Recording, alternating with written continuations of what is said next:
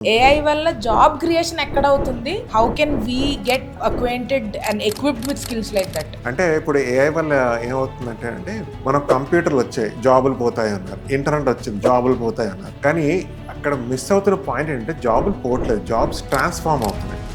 10 మంది పని ఒక మెషిన్ చేస్తుంది, కరెక్టే. కానీ ఆ తర్వాత ఆ మెషిన్ వచ్చిన అవుట్పుట్తో నేను 10 మెషిన్లు కొంటాను. నేను తీసేసిన 10 మందిలో ఆ 10 మందిని నేను 10 మెషిన్లు నడపమంటాను. ఆ 10 మంది చేత 100 మంది పని చేయిస్తాను.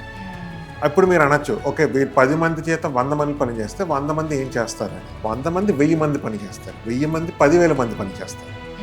ఇప్పుడు కంప్యూటర్ అకౌంటింగ్ చేయగలదు కదా అని చెప్పేసి నాన్ అకౌంటెంట్ నువ్వు అకౌంట్స్ చూడంటే చేయలేదు.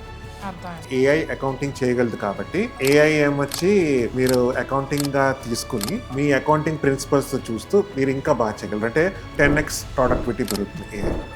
సో అలాగా మన స్కిల్ ట్రాన్స్ఫర్మేషన్ చాలా ఇంపార్టెంట్ అండి. ఒక స్కిల్ కానీ మనం డెవలప్ చేయకపోతే అది స్టాగ్నేట్ అయిపోతుంది.